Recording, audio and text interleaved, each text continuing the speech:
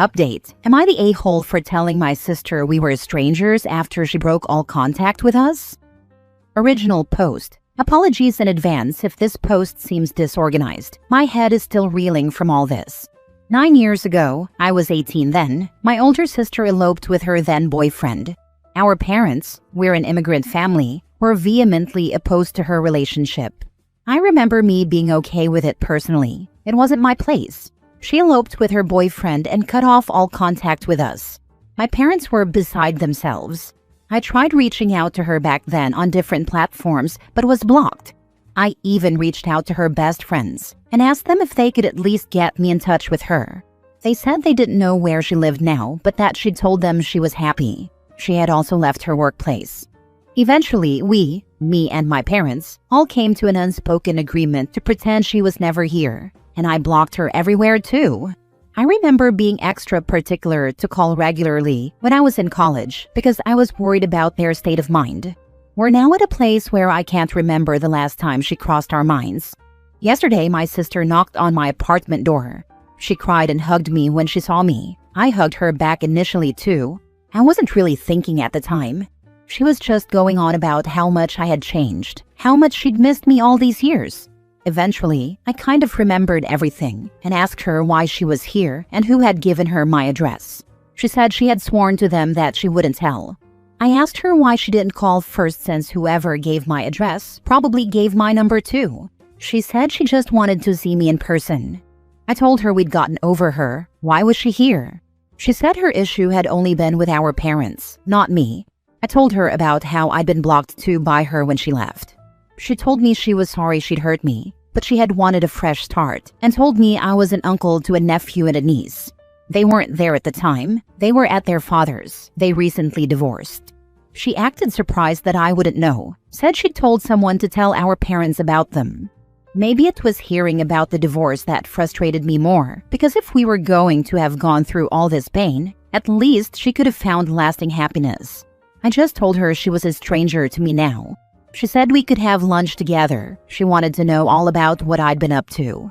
I told her it was best if we continued to have no contact. She didn't act like an older sister when I needed her too, and we were no longer family. We'd mourned her already and we were now strangers. She was tearful. She gave me her address and phone number and left. Last night, I spoke to my girlfriend about what had happened. She said she was still my sister, that I shouldn't have just turned her away. I told her she didn't know what we'd gone through in the days after she had eloped, but I still wanted to know. Here, am I the a-hole? Now for the top comments before reading the update. Not the a-hole. She broke all contact with you for nearly a decade. She treated you as if you were disposable. There is no relationship to salvage. She doesn't get to unilaterally decide to pick you up again just because it works for her. I'm guessing she's decided now's a good time because she's getting divorced and in essence needs something. Time, attention, connection from you. Ask yourself, if she weren't getting divorced, would she have reached out? You need to figure out who shared your address with her. I hadn't thought of this, and I've been feeling sick thinking this might be true since I read this, that she wouldn't have ever reached out if she had gotten divorced. Would have been fine without ever seeing me again. Although she didn't ask for anything material during our interaction, I guess she wanted lunch. She thought after 9 years of almost forgetting I had a sister, I'd be okay with lunch. OP, I wonder if her ex-husband made her block you all? Could it be that getting away from him might be why she was able to reach out? I don't know. Back then she would vouch for him a lot in front of our parents, who really thought he was bad news, so I don't know. She seemed like it was all of her own volition. What are your parents' thoughts? How do they feel about potential reconciliation? I haven't told them about this. I don't see the point, I guess. They made their peace with her absence a while back. We all did. I have a sister that I have had zero interaction with for more than 30 years. She reached out to me after our mother's death in 2018. We just went different paths in life. I have zero in common with her, other than sharing a bio-mother. I wished her well in life but told her no. That ship had sailed. Obviously, she threw a fit, which just confirmed my no. What your sister did was unfair to you. Makes me wonder if he was controlling her or if this is who she is. Not the a-hole. I was in OP's shoes too. My sister cut us off when she joined a sort of cult. We took a lot of mental damage, and it took us more than a decade to get over it. When she had a kid, she got a little into contact, mainly to get money from my parents. Since then, it has been an annoying pattern of her getting closer, then withdrawing again and verbally or emotionally cudgeling us on the head. If it was me, I'd just cut her off. But my mom, who she actually treated the worst, can't bear to do it. I don't know what her long-term plans are. She probably needs money and a babysitter, but you'd probably save yourself a lot of heartache if you kept to no contact. But you can't make that choice for your parents, in case she decides to try them next. Now for the update. Hi. Thanks a lot to everyone for the support in my post, and to those who reached out for support. I'd been emotionally drained almost immediately after meeting my sister. Like I said, I had made my peace, after a lot of hurt and futile hope, that I would never see her again. She had my number and I had blocked her new number. I'd thought about it and received advice too, but I just didn't. It slipped from my mind. She asked me on Tuesday how I was doing and asked if we could meet on Wednesday. She really wanted me to meet her kids. I was really conflicted. I didn't want to oblige her, but I decided to say yes to at least meet them. I went to her apartment yesterday and met my niece and nephew. My niece had recently turned 9 and my nephew is 6. They're great kids and I really enjoyed seeing them. I remember feeling a certain way when my sister was introducing me, and she told him that the way he's my niece's younger brother. Similarly, I'm her younger brother. We talked a bit and started talking about stories from us growing up. I hadn't, and still haven't, said everything is okay between us, but our stories and conversation went smoothly. I learned that after she eloped and got married, she had moved in with her husband into his place in a town a few hours away from us. That around 2019, they had moved to the city we were currently in. According to her, she didn't know all this time that I later moved here for work after college too. I told her about what I'd been up to all these years. My college, my job, my girlfriend, etc. After that, the kids were in their room and my sister brought up us all doing something again over the weekend. I told her we weren't okay. She can't expect me to forget everything. She said she was sorry, that her moving out had nothing to do with me, that she missed me. I was angry at the fact that she had no idea the pain I'd gone through, both personally and then having to be the crutch for my parents' pain. I told her I didn't believe her, that she would have been perfectly fine with never seeing me again if she hadn't gotten divorced, that I could have been dead, and she probably wouldn't have broken a sweat upon learning it, since she was so blissed out from her domestic life. I know it was ugly. I've never said anything like this. But in that moment, I just wanted her to feel some kind of hurt, of the kind she'd given me. She broke down and said I can hate her if I want, but to just not hate her forever. There has to be a limit. I regretted saying what I said when I saw her crying, so I just sat next to her and asked about why they divorced. She told me that their life had been going all right the first few years. She said she'd even sent word through a mutual when the kids were born, which either the mutual messed up or my sister did, because we never heard about it. She said when COVID happened, her marriage became hell for her, that it uncovered a side of her ex she never knew. He became abusive, had disdain for their son, revealed he used to record every single conversation of theirs, had convinced her she was crazy and a bad wife and mother. She said she stuck with him because of the kids until she had enough, and that a very good neighbor of theirs, whom she had become friends with, gave her a lot of support and even helped line her up with a job.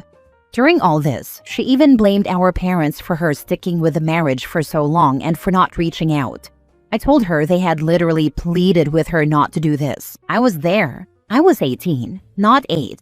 She said they told her she was dead to them if she ran off with him, and so she blamed them for not being able to leave him. I told her that was insane logic, and she just didn't want to talk about them, and asked me not to tell them about her. I said yeah, her relationship with them is her own. I also asked her who had given her my address. She begged me not to ask her that they hadn't given it easily. She'd had to swear secrecy and cry and convince them that I'd want to see my older sister, so I dropped it. We had tea and snacks after that. She asked me again if I wanted to do anything this weekend since she has the kids, or we could do something the weekend after, just the two of us. I said I don't know. She was okay with that answer. She was tearful again when I was leaving. We hugged and I hugged the kids goodbye too. My mind has been a mess since then. I lashed out and everything, but also regret what I said. But then I also try to remember how I had felt back then and then get angry again. It feels so weird knowing that she's now 20 minutes away from me and we can visit whenever. I told my girlfriend about all this. She said she supports me no matter what, but in her opinion, to consider the weekend plan with a cool mind. This got long, I apologize, but I've been trying to collect my own thoughts on this and writing this just seemed to help. Thanks for the help. Don't let her push you into immediately pretending everything is fine and going back to how things were. She still isn't taking responsibility for the harm she did. You didn't mention she ever apologized for ghosting you. She's blaming your parents for her choices. She needs to admit she did this to herself and to you, or that hurt and resentment is never going away. If she won't tell you who gave her your address, she has no interest in what you want, only what she wants, and she will manipulate you and them again and again to get what she wants. Yes, she isn't taking responsibility for anything. She offers as little as she can. Every explanation seems extremely self-serving and cannot be verified. Difficult questions are met with self-pity and tears. OP's biggest concern at the outset was surely, why is she reaching out now? There's little here to suggest it's for anything other than self-interest. Honestly, why block you at all if she didn't feel you didn't do anything wrong? She doesn't really seem to recognize the hurt she dealt you. Nor is she really willing to acknowledge how much she screwed up and continues to blame your parents for everything. Frankly, it's immature of her on all fronts. Also, she keeps pressing you to meet up with her this weekend, which shows she doesn't respect your need for space or time. She's just going to keep on boundaries stomping into your life with a surface level of apologies and assume it should be all good. Also, introducing the kids right away is a manipulation tactic, so you can't be as honest and frank as you would have been if they weren't around. She definitely seems to be me. I don't really see how reconnecting with her now would really benefit your life. She is pretty much a stranger. Last story. Update. Am I the a-hole for refusing to become my sister's carer? Original post. I, 25 female, heavy disabled older sister, 32 female. She has cerebral palsy and learning disabilities and requires a high level of daily care. My parents have been her full-time carers for her entire life, and especially once she left school, they have been caring for her 24/7.